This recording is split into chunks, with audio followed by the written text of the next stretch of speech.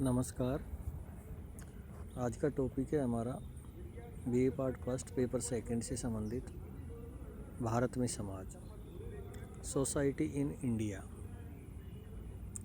भारत में जो वर्ग निर्धारण की जो आधार है, वर्ग क्या है और वर्गों का जो निर्धारण है वो उनके निर्धारण के क्या क्या आधार हैं, उन आधारों के बारे में आज हम यहाँ पर चर्चा करेंगे। जब हम वर्ग की बात करते हैं, क्योंकि भारत एक ऐसा देश है जहाँ पर जाति और वर्ग दोनों प्रकार की व्यवस्था देखने को मिलती है। समाज में जो वर्ग है वो एक तरीके से अलग तरीके का आधार रखता है और जाति दोनों वो अपना अलग आधार रखती है। तो जाति व्यवस्था है जो एक वर्ग में परिवर्तित होती हुई जा रही है। इस परिप्रेक्ष्य से भी हम इसमें ध्यान आकर्षित कर सकते हैं। अब मुख्य रूप से वर्ग विभाजन। अरे यार मिलना जुलना ही छूट गया भाइयों से। भाई ठीक है। और सब बढ़िया भाई। बढ़िया सर। अच्छा भाई ये बताओ, कल किसका गाड़ी का टर्न है? कल है? हाँ यही मैं कह रहा। तो हम आपको इसमें ये चीज़ें बताएंगे कि किस प्रकार से वर्गों के निर्धारण किए जाते हैं और उनके क्या आधार हैं। इसमें संपत्ति, धन, आय और एक तरीके से हम कह सकते हैं कि ये ही वर्ग के निर्धारण के आधार हैं, जैसे प्रॉपर्टी, वेल्थ एंड इनकम। तो धन, संपत्ति एक ही बात है, आय। तो ये जो वर्ग है वो इन पर ही एक तरीके से निर्भर रहना पड़ता है कि ये होने पर ही वर्ग का निर्धारण होता है। जैसे कि मार्क्स की मान्यता है कि भौतिक वस्तुएं पूंजी, भूमि आदि निम्न व उच्च वर्ग के विभाजन का आधार है।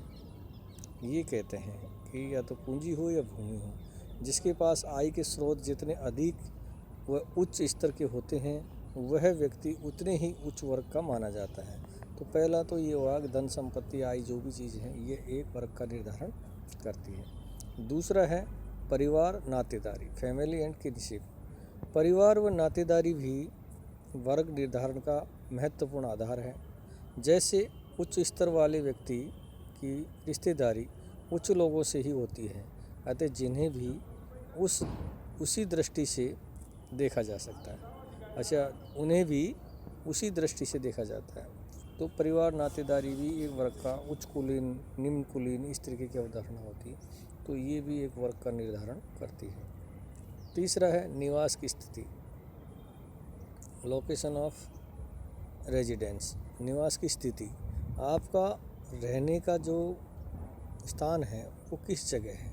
जैसे विकसित कॉलोनी में रहने वाले लोग कच्ची बस्ती में रहने वाले लोगों से उच्च स्तर के माने जाते हैं। तो ये आप अच्छी जगह रहते हो, अच्छे मकान में रहते हो, बड़े मकान में रहते हो या तो उसकी स्थिति में भी बहुत बड़ा अंतर होता है। वो भी वर्ग विभाजन का आधार माना जाता है, निवास की स्थिति।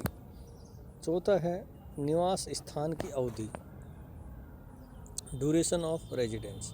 तो ड्यूरेशन ऑफ रेजिडेंस यानी कोई व्यक्ति कितने समय से किस स्थान पर रह रहा है, उसके पूर्वज किस स्थान के निवासी थे आदि तथ्य भी वर्ग का निर्धारण करते हैं।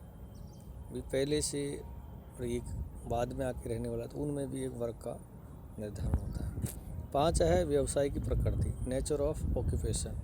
व्यवसाय की प्रकृति भी वर्ग निर्धारण का आधार है। जैसे प्रशासक, इंजीनियर, डॉक्टर, प्रोफेसर, राजनीतिक आदि को समाज प्रतिष्ठा की दृष्टि से देखता है। उनकी तुलना में ठेकेदार, मजदूर, दुकानदार आदि के पास धन होने पर भी सामाजिक वर्ग में इनकी उतनी प्रतिष्ठा नहीं है। तो ये भी एक तरीके से सोशल जो क्लास है उसका एक तरीके से डिसाइड करता है कि वो व्यक्ति का जो वर्ग है, स्थान है, वो कहाँ पर है।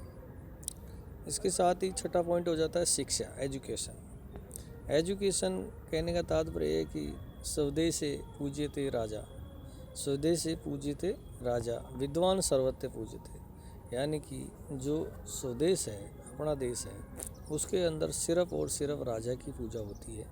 बाकी जो विद्वान होता है वो सर्वत्र पूजा जाता है, वो दूसरे स्थान पर जाएगा, उसकी विद्वता से उसको पूजा जाता है। तो शिक्षित व्यक्ति की सामाजिक प्रतिष्ठा अशिक्षित की तुलना में अधिक होती है।